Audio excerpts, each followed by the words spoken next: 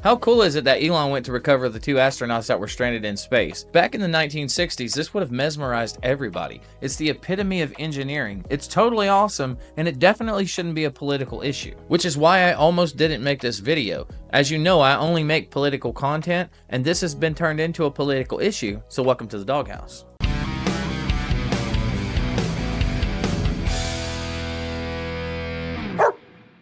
Did you know that Neil A, short for Armstrong, backwards is alien? I'm gonna just leave this here a minute. So I did my research, I saw why the left said this was taking so long, and I saw why the right said this was taking so long. According to the left, it was all a matter of coming up with the proper plan to get these guys back safely, as if their plan for the border crisis wasn't an indication enough. But according to the right, the plan took so long because the left didn't want Elon to do something cool and by extension make Trump look good. But who's right? The single reason that I almost didn't make this video was this clip from old Neil deGreaser Tyson. 2 astronauts stranded in space. What's up with that? When I heard about this, I tried to put the potential catastrophe in context. And I then catch a headline, 2 astronauts stranded in space. Then I thought to myself, well, are they in a capsule? No. Where are they? Oh, they're in the space station. They're in the space station. The fact that there are problems with the Starliner, I didn't lose sleep over that. Okay, I'm glad the astronauts were safe docking with the space station. Do you know how big the space station is? In total, with solar panels included, it's the size of a football field. Whereas these capsules are the size of the love seat in your living room. Now, of course, the space station is composed of modules. How big are the modules? Well, it's a volume because you're just floating around, so it doesn't make sense to think of it in square footage. But let's try to do that. Let's take a cut through the module. What's that area? It's about 400 square feet. Sounds small until you look at the real estate listings of Manhattan for studio apartments. 400 square feet, plenty of people are living in 400 square feet right here in Manhattan. So that's not cramped quarters in the total range of possible cramped quarters you can think up. All right, what else is true? Oh, there's a half dozen other astronauts already there in the space station. So are they marooned and stranded? Are they alone? No, there's other people they can go play with, okay? And they got food. So I'm reading this story and the press is making a big deal of it. I just could not make as big a deal of it as the press was.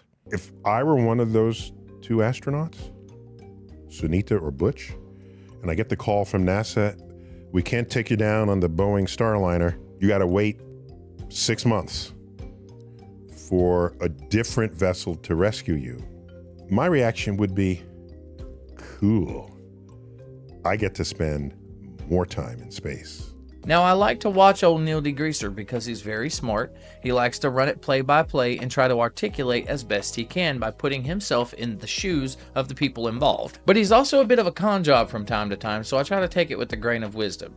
He presents this from putting himself a little too much in their shoes because he himself is like a little kid mesmerized with space. He does a great job of explaining what he'd be thinking, but he completely fails to take into account the logistics of what he's commenting on. So for instance, his viewpoint is that they weren't stranded because they were on the International Space Station, which is the size of a football field in length. But the living quarters are minuscule by comparison, and you have this many countries sharing those living quarters because they each have their own module, which he also states here. They have lots of food and people to play with, whatever that means. But here's the thing. If I break down on the interstate, I may have the company of my lovely wife, our 2 sons, entertainment, plenty of battery power, full cell phones, and the Burger King I just picked up.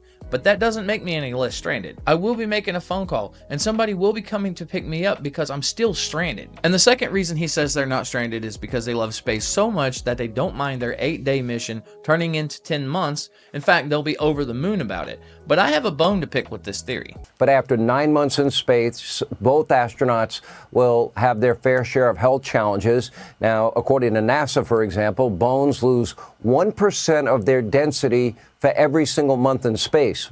Muscle atrophy can pose a huge problem. They have to exercise every day in space, and they exercise for 2 hours a day.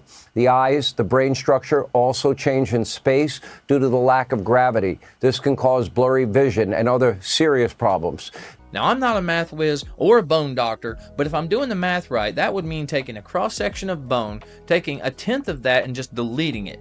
Full length for every bone in your body. Am I wrong? So upon getting the call that you're going to be left in space for 10 months, your immediate thought is, good, I love space. Because my thought would be, what about my bones? Don't worry about it. You got plenty of evaporated milk in the cabinet. There's sunlight up there, both excellent sources of vitamin D. Elon claims he made the offer and Biden said no. So how hard is this trip that we're talking about?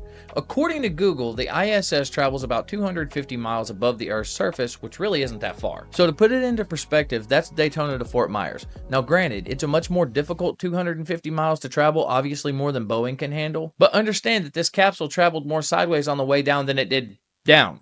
We know that Elon has had the technology for years, and what I didn't know is that he is the single biggest reason that we don't rely on Russia, of all people, to get us to the space station anymore. Look, I understand that Democrats had a bad breakup with Elon, but if your ex-husband is the only person that's capable of going to get your stranded kid, and he does offer, you'll hate to accept, but you'll definitely not let him do it. Because liberal, if you like what I do, please leave a like. They really help. Consider subscribing, and I'll see you next time. Now, here on your screen, we can see dolphins, actually, who want to come and play.